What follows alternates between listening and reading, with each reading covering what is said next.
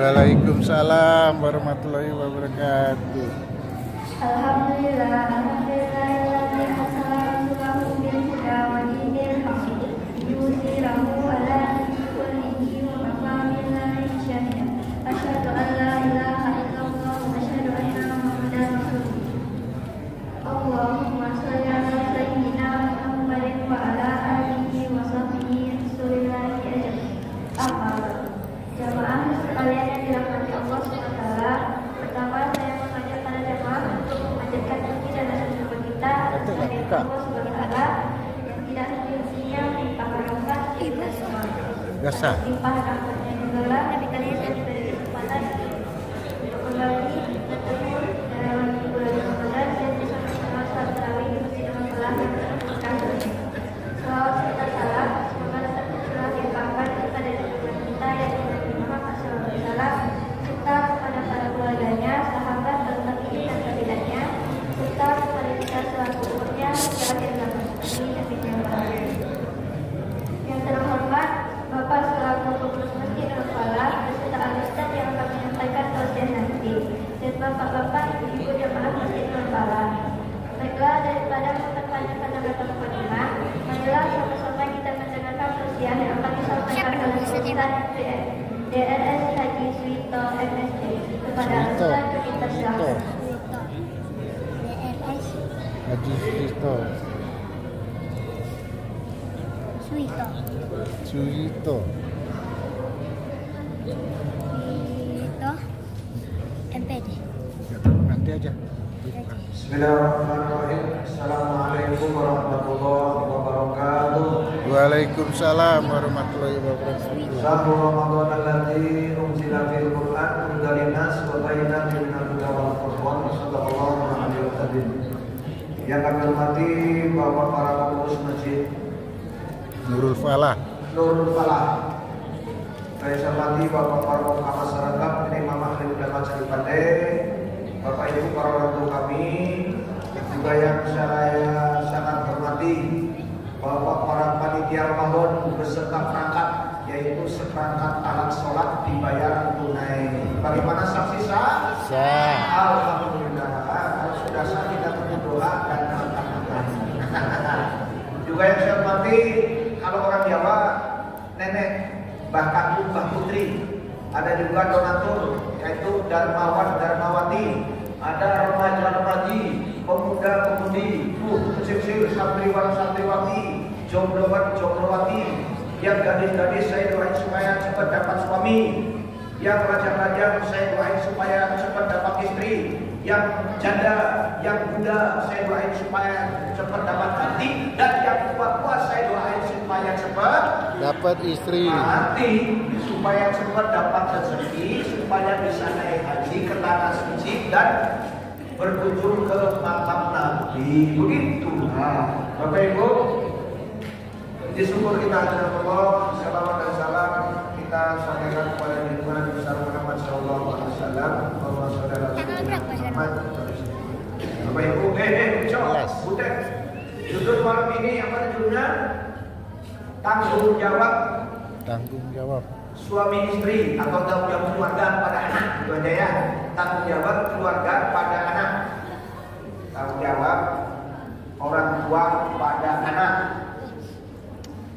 Udah cok, butet. Aduh, nah, Bapak Ibu, bagaimana tanggung jawab orang tua terhadap anak? Pertama, wariskan akidah Islam ini kepada anak, bahkan bila perlu kepada cucu kita. Bapak Ibu, orang tua dulu kalau berpikir kepada anak, berpikir kepada cucu, pertanyaan yang paling merisaukan di hatinya adalah mata bulu nanti bakti. Nah, cucu apa yang persembahkan peninggalannya saya? Artinya kalau ayah, mama, nenek, atuk ini rajin sholat, rajin ngaji, rajin wirid, rajin baca Quran, apakah nanti kalau ayah, mama, nenek, atuk telah tiada cucu, apakah kau masih mau ramaikan masjid? Apakah kau masih mau baca Quran? Mata butuh nabi bakti, apa yang persembahkan peninggalannya saya? Makanya Bapak Ibu, orang tua dulu itu kalau anaknya, cucunya pulang sekolah pasti teduh. salah. Iya mak, iya nek. Sini. Sudah ngambil wudhu kau, sudah sholat kau, sudah sembahyang kau. Itu orang tua dulu. Orang tua gini pak, bapak itu punya anak, punya cucu, anak awak, cucu awak pulang sekolah. Apa yang ditanya? Paling ada makan awak. Itu aja. Udah makan kau, udah minum kau, udah istirahat kau. Itu aja. Dan orang tua sekarang sanggup memberikan hadiah kepada anak, kepada cucu. Kebanyakan untuk kepentingan agama. Nah cucu sini, besok kalau tamat SD, besok kalau tamat SD tur ke Bandung, tamat SMP ke Bali, tamat SMA ke tamat perguruan tinggi tur ke neraka, ke mancanegara. Tapi janganlah kita sebagai orang tua memberikan hadiah kepada anak, kepada cucu untuk kepentingan agama. Ya, nah cucu sini, nah cucu, sini. Kalau ku hafal Fatihah dengan salam, ayo bangga, aku bangga akan memberikan ku hadiah tas dan sepatu baru. Kan bagus itu. Ada cucu rene. Atau nek tengoklah sepatu yang sudah robek, batu tuh.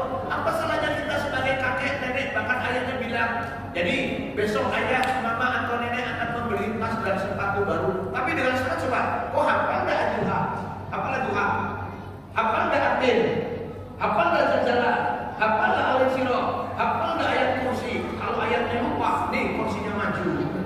Atau nak cucu sini, kalau kau panitia pemimpin yasin, tahlil dan doa di depan umum, ayo bangga, aku bangga akan memberikan hadiah sepeda motor. Makanya Bapak Ibu, maaf zaman sekarang juga baiklah. Ini imam masjid kita nih, Ikmi nih, ya, bagus bacaannya seperti Imam Madinah, ya, Iqbal, M.A.G.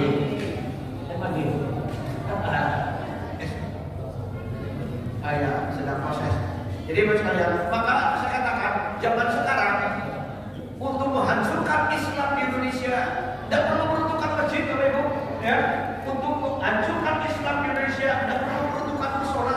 Bila perlu masjid musola dibangun besar, dibangun banyak-banyak, seluruh MCK-nya seluruhnya pakai marmer, keramik, porselen, tapi lengah dari hidayah. Untuk menghancurkan Islam di Indonesia, tinggal kita racuni remaja pemuda Islam untuk jauh-jauh dari akidah. Tengoklah zaman sekarang gara-gara HP, betul Bapak Ibu? Gara-gara HP, anak susah ngaji, susah ruku, susah ibadah kepada Allah Subhanahu wa taala. Makanya maksudnya Bapak Ibu jamaah Nurul Falah, saya ngomong bukan berlebihan. Begini, sesungguhnya umat Tuhan dulu dengan umat Tuhan sekarang lain. Masjid dulu dengan masjid sekarang lain. Masjid masuk kampung surau.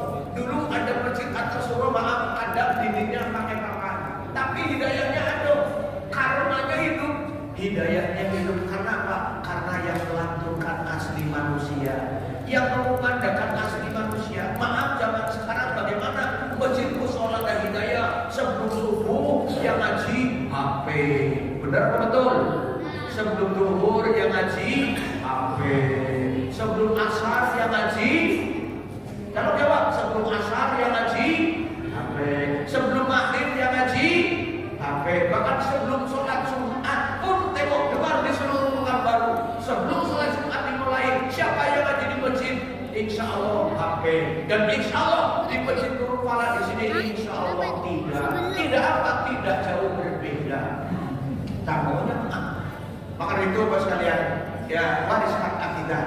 Ya, kita memang dunia ini menggiurkan Bapak Ibu sekalian. Makanya jaga akidah ini untuk anak cucu kita. Dunia menggiurkan, jangan tertipu oleh dunia. Yang memang Allah itu menyuruh kita manusia untuk dunia dulu. Buktinya tadi imam besar kita berdoa, apa doanya? Robbana atina di dunia, kan dunia dulu. Baru wabil akhirati hasanah dunia. Makanya dunia ini menggiurkan. Kalau kita tertipu, celaka kita. Makanya saya teringat pada legendaris Kribo namanya Ahmad Albar. Coba Bapak Ibu kalau tahu lagunya tolong ikuti. Apa kata Ahmad Albar? Dunia ini abatan sandiwara, ceritanya mudah berubah.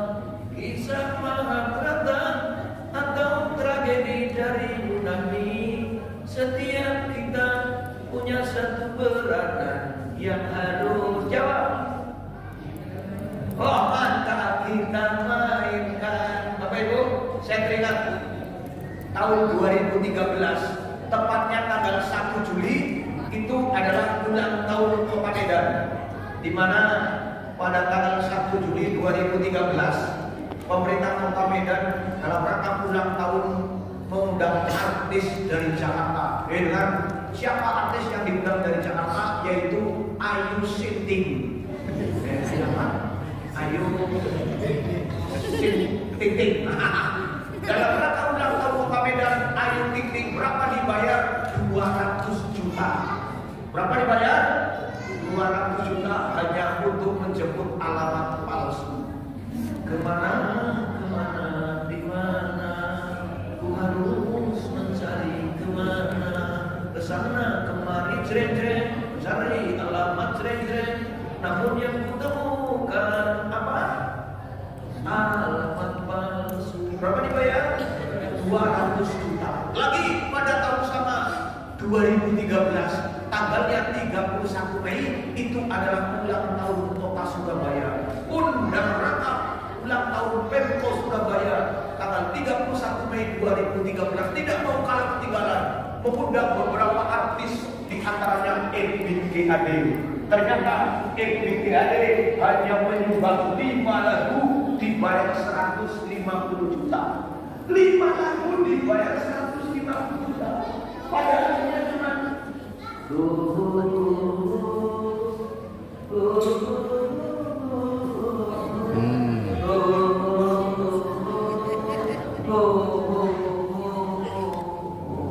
begitu saja. Kalau bingung tanya pada rumus yang bergoyang. 5 lagu dibayar 150 juta. Berarti satu lagu 30 juta. Alhamdulillah saya sudah 27 tahun berselama di Provinsi Riau, belum pernah ada panitia membayar saya 30 juta. Tapi tidak tahu malam ini di rumah makan saya. Bendahara sudah tahu malam ini. Yang mudah-mudahan bikin nggak apa-apa lah. Dia tertimbal. Dengar, Tukul Arwana. Ya, Tukul Arwana pernah dikontrak Indosiar 1 bulan 1 miliar. Manusia kalau punya karir hidup mahal harganya. Tapi maaf, kalau manusia sudah mati, apakah ada harganya? Tidak ada. Tukul Arwana kalau sudah mati, apakah ada orang yang mau beli puncungnya si Tukul harga 3.000? Tidak. Inul dengan goyangan lebor, kecor, master, aspal, tembok, aspal, macam-macam. Ya, kalau sudah mati, apakah ada orang yang mau makan bangkai patahnya Sinul? Ada, namanya Sumanto, bukan Suwito ya, Sumanto, Jawa Timur, Purbolinggo. Mayat sudah 2 minggu dikubur, langsung digali oleh dia karena dia ingin menjadi orang kaya. Akhirnya dia ditahan di Nusa Kambangan penjara. Baik, tapi saya yakin manusia akan mahal harganya insya Allah apabila dia ruku, sujud dan mewariskan akidah kepada anak bahkan cucu-cucunya. Maka itu sekalian, kita maklum, kita bangsa Indonesia sedang membangun presiden sejak dari seluruh presiden, sejak dari Soekarno sampai Prabowo juga menginginkan agar rakyat Indonesia, kan cita-cita presiden begitu, agar rakyat Indonesia makmur, kan gitu katakan, makmur, sejahtera, damai selalu, damai, makmur, apabila perlu sejahtera. Kalau bahasa Arabnya apa? Baldatun, thayyibatun, warabul ghafur. Kalau bahasa Inggrisnya menang. Waduh, menang wae. Aku bisa jawab bahasa Inggris aja, Bang. Kalau bahasa Arabnya tadi baldatun, thayyibatun, warabul ghafur. Kalau bahasa Inggrisnya nggak usah diulangi lagi manusianya. Artinya begini, kita bangsa Indonesia sedang membangun. Bapak Ibu, dengar, bangsa yang sedang membangun membutuhkan orang pintar. Bangsa yang sedang membangun membutuhkan orang pandai. Saya pribadi semuanya setuju. Tapi maka Bapak Ibu, saya tidak takut kalau di Indonesia kekurangan orang pintar. Saya tidak takut kalau di Indonesia kekurangan orang pandai. Kenapa? Sebab tiap tahun, bahkan rata-rata setahun 2 kali, seluruh perguruan tinggi, seluruh fakultas, bahkan seluruh jurusan melahirkan orang-orang pintar, mewisudakan orang-orang pandai dengan berbagai macam titel, dengan berbagai macam gelar. Ada 3 orang SAG, apalagi MAG, SPD, MPD, SPDI, MPDI, SE, MSI, SH, MH, MHum, Profesor, Doktor, Insinyur, MPH, PhD, PhK. Oh, panennya banyak dalam uang sampai panen terakhir, MPH, PhD terakhir, PhK banyak dalam orang. Makanya saya tidak takut. Yang saya takut kalau di Indonesia kekurangan orang-orang yang benar. Ini yang saya takut, Bapak Ibu. Kalau orang ingin pintar, kalau orang ingin pandai, bisa dengan skill, bisa dengan lembaga, bahkan bisa dengan kursus saya.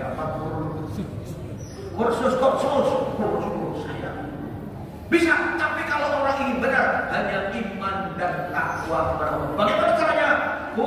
Anfusakum wa ahlikum naro. Jaga diri kita dan keluarga kita dari siksa api neraka. Bapak Ibu sekalian, maka dari itu wariskanlah akidah kepada anak cucu kita. Maaf Bapak Ibu, bagaimana caranya?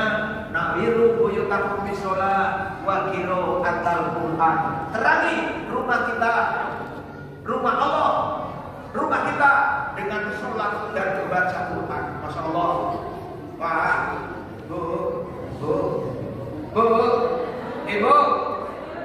Ibu setuju dengan poligami? Diam saja. Bapak setuju dengan poligami? Tidak. Setuju dah. Saya cuma ngetes saja. Jadi Bapak Ibu, terangi rumah Allah, masjid, bahkan terangi rumah kita yang kita diami dengan sholat dan baca Quran. Masya Allah Bapak Ibu, maaf ya, kalau rumah yang kita diami, rumah yang kita huni, seluruh isi rumahnya sujud kepada Allah. Bahkan rumah yang kita diami, rumah yang kita huni, sering dilantunkan ayat-ayat Al-Quran. Insya Allah keluarga kita oleh Allah diberikan sehat. Amin. Wajah umur. Amin. Barokah rezeki. Amin. Keluarga kita sakinah. Oh amin. Sakinah mawadah. Sakinah mawadah warahmah. Maka apa yang didambakan oleh Agim, insya Allah akan terjadi. Apa kata Agim? Dengar nih, kata Agim begini. Jagalah istri. Ini suami ini, suami ini. Ini Agim bilang, jagalah istri, jangan kau sakiti. Jagalah suami, jangan sampai berpoligami. Setuju Ibu? Dan mana caranya? Tak ngerti bahasa saya. Jagalah istri, jangan kau sakiti. Jagalah suami, jangan sampai berpoligami. Jangan sampai beristri 2. Ya, betul Bu? Setuju? Setuju. Karena itu setuju saya ulangi lagi. Jagalah istri, jangan kau sakiti. Jagalah suami, jangan sampai berpoligami. Bila suami menikah lagi, hati istri tersakiti. Dunia terasa hampa, punya suami dibagi 2. Tapi bila istri rela, insya Allah dapat pahala. Lama-lama sakit masuk ke surga. Setuju Bu? Dah, kan itu setuju. Memang Pak, istri cemburu bukan cemburu buta, tapi karena cemburu sayang dan cinta sama suami. Betul ya Bu? Makanya kepada sang suami, apa kata Rasul? An-nisa imadul bilad, wanita tiap negara. Fa idza salahat bilad, apabila baik wanita, maka akan baik anak-anak dan keturunannya. Mana anak cucu? Keluar. Saya mau menunjukkan anak-anak itu. Anak-anak itu elok, baik. Gimana? Memang anaknya elok, anaknya baik. Kenapa anak itu madok? Memang anaknya madok. Jadi anak itu tergantung pada ibunya. Makanya itu kepada sang suami hendaknya sang suami lebih cinta sama istri, lebih cinta. Kenapa? Pengalaman hidup menunjukkan contoh, Pak. Woi, suami pulang dari kerja, sampai rumah anak kita di pangku tetangga. Kita sebagai suami senang, masih sanggup mengatakan terima kasih sudah menampung anak saya. Tapi sebaliknya, sang suami pulang dari kerja sampai rumah istri kita di pangku tetangga bagaimana? Datanglah Imam S. Arifin, lebih baik putih tulang daripada putih mata. Bila ku terima sisa cinta lagi parah saja. Maka itu marilah wariskan akidah pas kalian. Maka itu dalam hidup itu tidak lain tidak bukan anak merupakan tanggung jawab kita. Ya, ku anfusakum wa alikum naro, jaga diri kita dan keluarga kita dari siksa api neraka. Terakhir dalam hidup itu bagaimana kewajiban kita kepada anak-anak generasi berikutnya, terutama umat Islam, yaitu alaika bil jamaah fa inna ma yaqulu zikru minal ghunamil qasya. Umat Islam, hendaklah kalian bersatu, kokoh, kompak, berjamaah. Kenapa? Sebab harimau hanya akan memakan kambing-kambing yang keluar dari satuannya. Bapak Ibu, kita muda, kita umat Islam punya Tuhan satu. Siapa? Apa? Kita punya Nabi yang sekarang satu. Siapa? Muhammad yang lengkap, Muhammad Sallallahu Alaihi. Ada orang yang tidak pandai menyebut Muhammad Sallallahu Alaihi Wasallam. Dia sebutnya Muhammad Silalahi Wasallam. Wah, ini ramatan Muhammad Sallallahu Alaihi Wasallam. Kita punya arah satu, kiblat. Kita punya pemimpin ketika ibadah satu. Siapa? Imam. Dengan bahasa satu ketika ibadah bahasa Arab. Bapak Ibu tolong jawab. 1 menit lagi, tolong jawab. Boleh nggak ibadah pakai bahasa masing-masing? Tolong jawab, boleh nggak ibadah pakai bahasa masing-masing? Boleh. Apa itu? Berdoa. Nah, boleh orang Jawa pakai bahasa Jawa, Jawa. Minang, Minango. Bugis, Bugiso. Madura, Madurao. Batak, Batako keno. Batak ala Batak ala Hita. Palembang, Bung Galo. Berdoa boleh pakai bahasa masing-masing, tapi maaf, kalau sholat harus pakai bahasa Arab. Untuk sholat harus pakai bahasa Arab. Kalau boleh sholat pakai bahasa masing-masing, kacau sholat itu. Contoh, yang jadi imam pakai bahasa Indonesia, takbir Tuhan Maha Besar. Satu bahasa. Datang makmum yang kedua dari Bandung. Orang Bandung itu kalau takbir lucu, takbirnya orang Bandung. Gusti Allah, anu ageng. Sudah 2 bahasa. Datang makmum yang ketiga dari Palembang. Palembang kalau takbir lebih gawat. Palembang takbir Tuhan Galo besar. 3 bahasa. Datang makmum yang keempat dari Ambon. Orang Ambon takbir Tuhan Singadalawan. 4. Datanglah makmum yang kelima dari Bukit Tinggi. Takbir Tuhan Nanti Gadang. Orang Minang kalau takbir tidak ada lain kecuali Tuhan dan Gadang. Yang bingung siapa? Malaikat. Malaikat yang bingung. Sambil menunggu apa kata malaikat? Nang kene rusahe. Bulan malaikatnya bunga.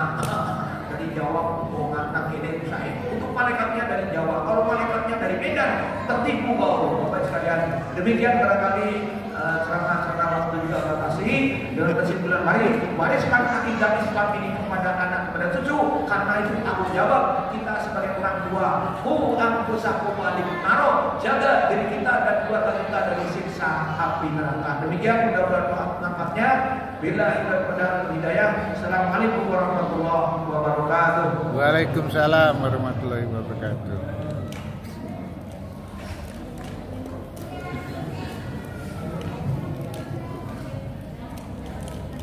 Terima kasih saya ucapkan kepada Ustaz yang menyampaikan tausiah kepada kita semua. Semoga apa yang telah disampaikan bisa kita lakukan dalam kehidupan kita. Baiklah, sebelum saya mengakhiri, saya akan menyampaikan informasi terlebih dahulu.